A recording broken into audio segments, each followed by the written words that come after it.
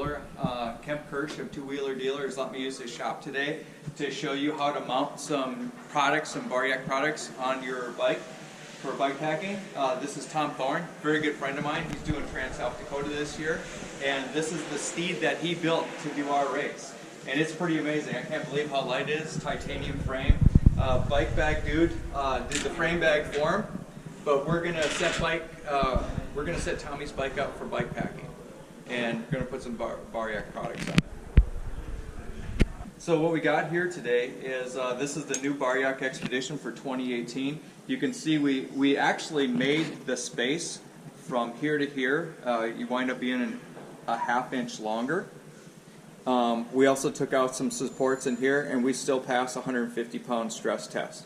I don't recommend anyone carrying 150 pounds off their handlebars, but we want to build this in such a strong way that if the cyclist has an accident or he hits a tree and stuff like that, we don't ever want failure because of our equipment. And so I guess that's my main concern whenever designing any products, is to build a product that is going to sustain accidents. So anyway, so we're building a harness for this right now too, in conjunction with Bike Bag Dude out of Australia. But anyway, we'll pull the C-clamps out here. What we use is a 1032 screw. It's pretty common, and it's a number 4 Allen wrench. Oops. Thank you, Tom. I'm going to pop the screws up. No, you can leave those in there. It's nice to do this when you have help.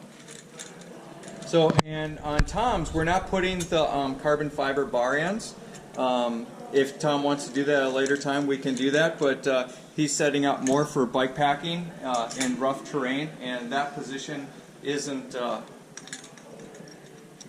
used as much, so why carry the extra weight of carbon fiber bar ends? So the important thing when you're mounting this here is to get the spacing even on both sides. And you see I have about the same amount of space on each side of his stem. I don't have it sucked up yet, but what I mean by the same amount of space on each side, if you look at the C-clamp, if you want to come down here, team, get really close in there, I like to have the gap on each side of the handlebar the same. And what I mean by that is, so you don't want to tighten the back end down and then snug the front one up. What we want is we want visually to have the same amount of spacing on each side. And so what you're doing when you do that is you get the same amount of compression tension on both the front end and the back end of the BARYAK rail. See there? Now if you look really close, you're going to see the same gap on each side.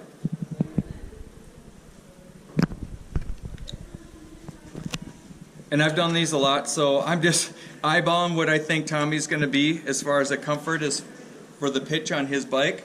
So I got the front one a little bit, so I'm going to back this one down just a hair, snug this one back up, get the tension even across both ends.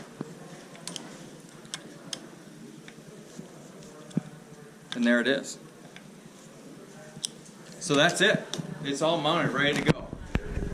Exactly to torque spec. Yeah, exactly to torque spec. Joe's torque. Sorry. If you want torque specs, check on baryak.com. So anyway, so Tommy brought a harness whip today, and that's what we're going to mount next. You see I got the same amount of spacing on each side of the stem. And now we'll work on mounting the harness. So we're going to mount a harness on Tommy's BARYAK Expedition now. And so this is a harness made by Bike Bag Dude out of Australia. And so he uses just all Velcro, and he has these capture straps.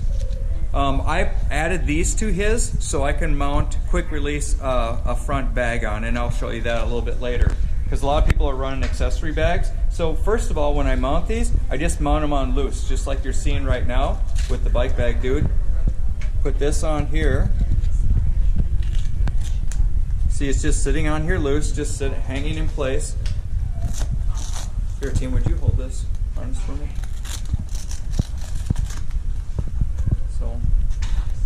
getting it?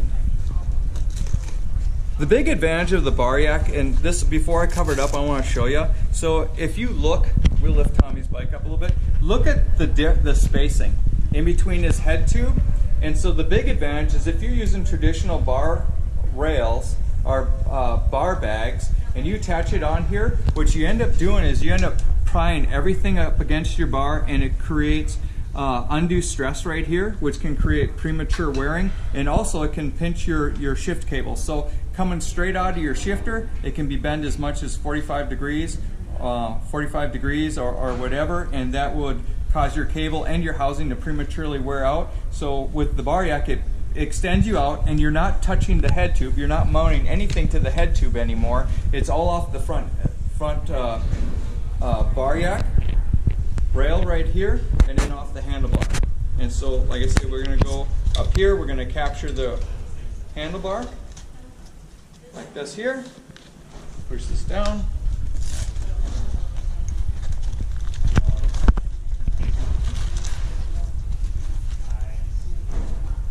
Oops. And you don't have to use a harness with a BARYAK. You can just use straps and capture the front crossbar on the BARYAK, and then the handlebar, just have and pull it in here. But we recommend using a harness for the fact that, especially if you're going to run like a pack raft or something up front, it's less likely to wear your boat or anything that rubs against it. If you're riding in really rough terrain and things are moving and shifting, and you get some sand or debris or grit underneath there, you don't have to worry about that. So now, once I kind of got it preliminary mounted, now I can come and I can capture it. And this is Kenda's. There's no buckles, no straps. I have never had one of his harnesses come loose, and all he's doing is Velcro, and then he has this two-stage capture. So we have this, and we have this, and we have this. And the likelihood of this coming loose, I've never ran it with something as heavy as running pack rafts, a sleeping bag, in my tent all in the front bar. But for a typical bike packing trip, this is amazing and extremely, extremely lightweight. But see how simple it was? And like I say, then we capture it with these capture straps right here. And so the way he has it right here, we can take our front bar roll bag, we can put it in here, and we can run it through and capture these straps.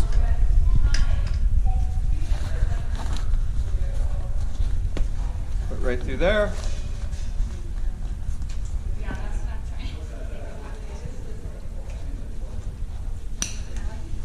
Here. Then these are those little straps I was telling you about that you can get at Walmart, the little silicone rubber bands, and we use those on almost all of our stuff for capture straps. Come right here, run it through his loop. And the reason like an official bar bag is so beneficial versus somebody going and getting a dry bag is if you get a dry bag, it won't have these loops in it. And if you're in really, really rough terrain, I can tighten this strap up even more, but if you're in really, really rough terrain, this can migrate and actually fall out of your harness. But that's why these retention loops are so important on this harness. So this is Bike Bag Dude set up with his harness and his front bar bag. And like I say, these little clips, that's something I do.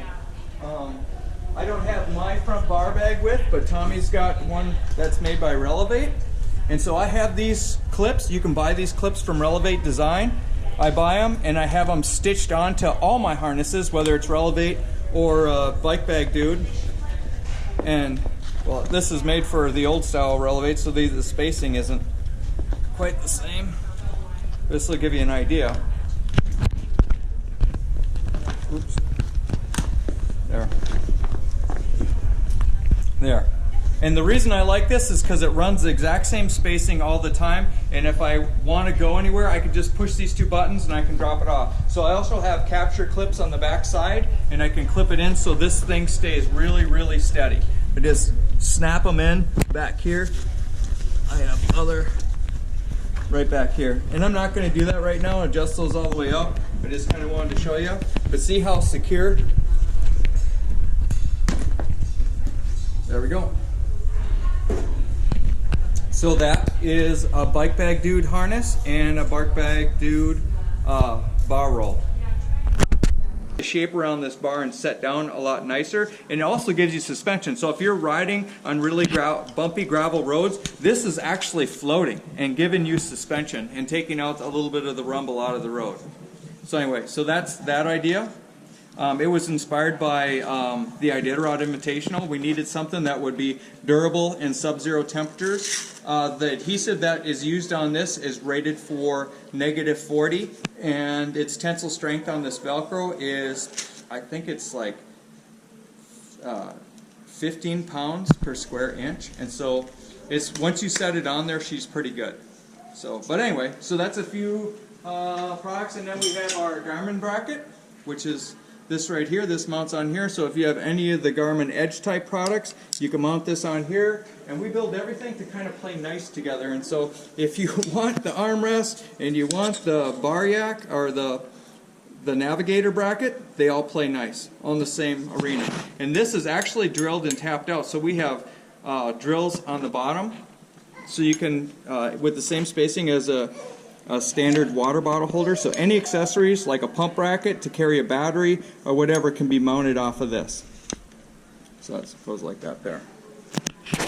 And that's all I gotta say about that. So, well, I hope you enjoyed this. I've been bugged by a lot of people for a long time to do a video like this. This isn't my comfort zone. I like taking people out on trips and teaching them that way, but to stand in front of a camera, it's kind of makes me a little nervous. Probably before I close everything up, I should kind of show you our BARYAK mule on a suspension fork.